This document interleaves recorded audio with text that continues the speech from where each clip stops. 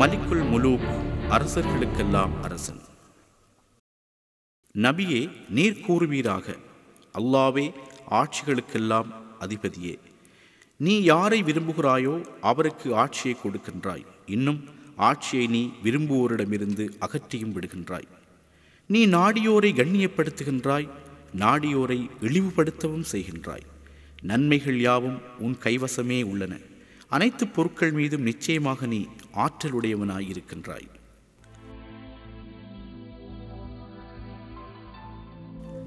நீங்கள் உங்களை சுற்றி சற்று அவதானிக்கும் போது நீங்கள் காணும் ஒவ்வொரு பொருளும் ஒரு உரிமையாளரை கொண்டிருக்கின்றது. நீங்கள் அமர்ந்திருக்கும் கதிரை அணுக்களால் உருவாக்கப்பட்டிருக்கின்றது. அந்த அணுக்களுக்கு ஒரு சொந்தக்காரன் இருக்கின்றான். சாடியில் நடப்பட்டிருக்கும் பூக்கள், அதன் உரிமையாளனால் வழங்கப்படும் தண்ணீர், சூரிய ஒளி என்பவற்றிலேயே வளர்கிறது.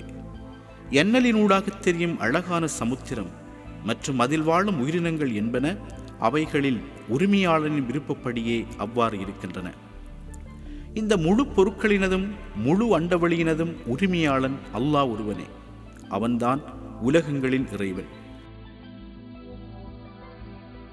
உங்களது உடம்பும் கூட அதனை ஒப்பிட்டு நோக்கும் போது உங்களின் கட்டுப்பாட்டு இல்லாது அல்லாவின் கட்டுப்பாட்டின் கீழேயே இருக்கிறது என்பதை நீங்கள் புரிந்து கொள்வீர்கள். உங்களது கை, கால், நாளங்கள், நரம்பு தொகுதி, கலங்கள் எல்லாமே மிகவும் அறிவும் நுட்பமும் உள்ள ஒரு உரிமையாளனின் படைப்புகளே. எதனையுமே நீங்கள் தீர்மானித்து திட்டமிட்டு படைக்கவில்லை. நீங்கள் உங்களது கண்களை திறந்து பார்க்கும் போது நீங்கள் காணுவது எந்தவித குறைபாடுமின்றி படைக்கப்பட்டிருக்கும் உங்களது சொந்த உடம்பு, நீங்கள் வாழும் இந்த பூமி, இந்த முழு அண்ட சராசரம், இவை எல்லாவற்றையும் நீங்கள் முன்பு சொந்தமாக கொண்டிருக்கவில்லை. அதே போன்று எதிர்காலத்திலும் உங்களுக்கு அவற்றை உடமையாக்கிக் கொள்ளவும் முடியாது. இதுதான் சகலரினதும் நிலையாகும். எனவேதான் ஒவ்வொரு பொருளினதும் ஆட்சி, அதிகாரம் என்பன எம்மை படைத்த அல்லாவுக்கே உரியதாக இருக்கின்றது.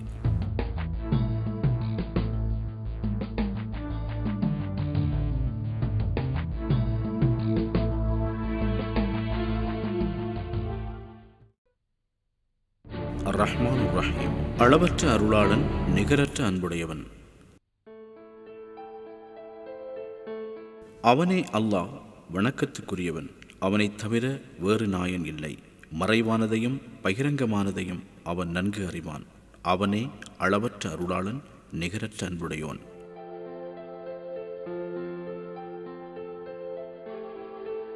அளவற்ற அருளாளன், நிகரற்ற அன்பாளன் அல்லாவின் பரிவும் பாசமும் கண்ணால் பார்க்கக்கூடிய, பார்க்க முடியாத ஒவ்வொரு விடயத்திலும் பொதிந்திருக்கின்றது. மனிதன் உயிர் வாழ இந்த கண்ணுக்கு தெரியாத அல்லாவின் அருளே காரணம். அல்லாவின் கருணை ஒவ்வொரு இடத்திலும் பரவி இருக்கின்றது. அல்லாதான் ஒவ்வொரு நாளும் பல பில்லியன் கணக்கான விதைகளை பூமிக்கடியிலிருந்து முளைப்பிக்கின்றான். அவன்தான் முழு பூமியையும் வளமிக்க மண்ணை கொண்டு மூடியிருக்கின்றான். அதன் உள் வெப்பநிலையை 4500 பாகையில் வைத்திருக்கின்றான். அவன்தான் வானத்திலிருந்து பல்லாயிரக்கணக்கான உயிர்களுக்கு நீரை வழங்குகின்றான்.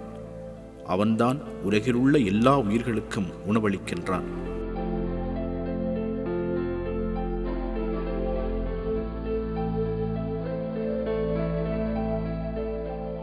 ஒவ்வொரு நிமிடமும் எங்களது சுவாச பையை நிரப்பும் ஆக்சிஜனை அவன்தான் உருவாக்கினான். அத்துடன் அவன்தான் கணக்கிடாத அருள்களை கொண்டு எங்களை வாழ்விக்கின்றான். அல்லாஹ்தான் ஒவ்வொரு தனி மனிதனையும் 100 ட்ரில்லியன் கரன்களை கொண்டு உருவாக்கியிருக்கின்றான். அவை ஒவ்வொன்றுக்கும் அவற்றின் தொழில்களை அவன் கற்பித்தான். ஒவ்வொரு கரத்திலும் 1 மில்லியன் தகவல் பக்கங்களை கொண்டு DNA இருக்கின்றது. இந்த முழு ஒழுங்கமைப்பும் புரதம், கொழுப்பு மற்றும் நீர் மூலக்கூறுகளாலேயே ஆக்கப்பட்டு 1 மில்லிமீட்டரை விட குறைவானதொரு இடப்பரப்பையே அது கொண்டிருக்கின்றது.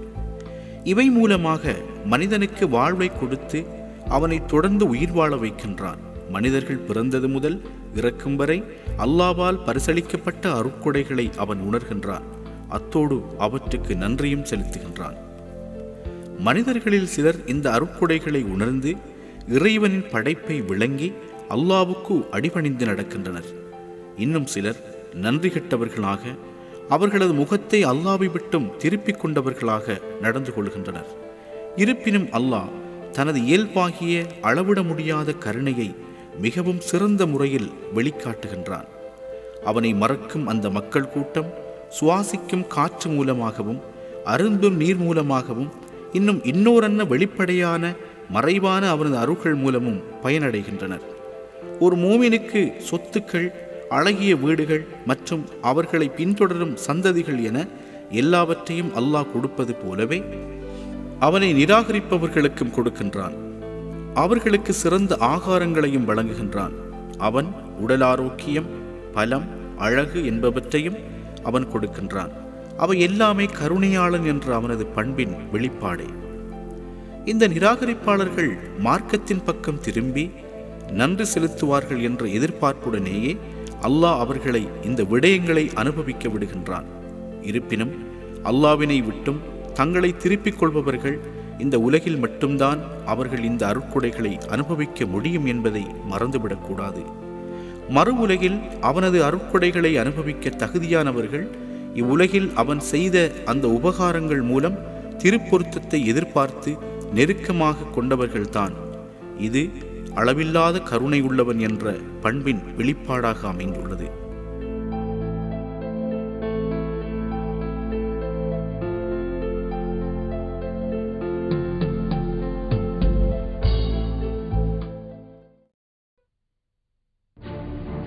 அர்-ரஸாக், ரிஸ்க் அளிப்பவன்.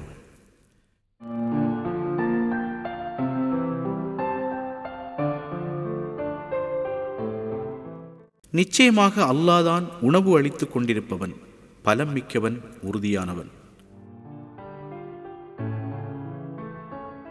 அல்லாஹ் தன் அடியார்கள் மீது மிகவும் அன்பும் கருணையும் கொண்டவன். அவனது அருட்கொடைகளால் நிரம்பிய பூமியிலே இந்த அடியார்களை வாழ வைத்திருக்கின்றான். மனிதன் எந்தவித முயற்சி செய்யாவிடினும் அந்த பூமி பச்சை தாவரங்களையும் பூக்கள் பழங்களையும் உருவாக்குகின்றது. அந்த மண் மஞ்சள், பச்சை, சிவப்பு மற்றும் செம்மஞ்சள் நிறங்களில் பழங்களையும் மரக்கறி வகைகளையும் எமக்கு வழங்குகின்றது. நீல நிற கடலும் தன்னுள்ளே ஆயிரக்கணக்கான வித்தியாசமான வகை மீன்களை கொண்டிருக்கின்றது. இவற்றையெல்லாம் எங்களுக்கு தருவது அல்லாஹ்தான். அல்லாஹ்தான் இவ்வுலக வாழ்வின் சகல அருள்களையும் மனிதனுக்கு கொடுக்கின்றான். சுவனத்திலே நம்பிக்கையாளர்களுக்கு இதைவிட பன்மடங்கு அதிகமான அருள்கள் காத்திருக்கின்றன. அல்லாஹ் சுவனத்து அருள்கொடைகளின் சிறப்பை சூரா 17:32 வசனத்தில் கோடிட்டு காட்டுகின்றான்.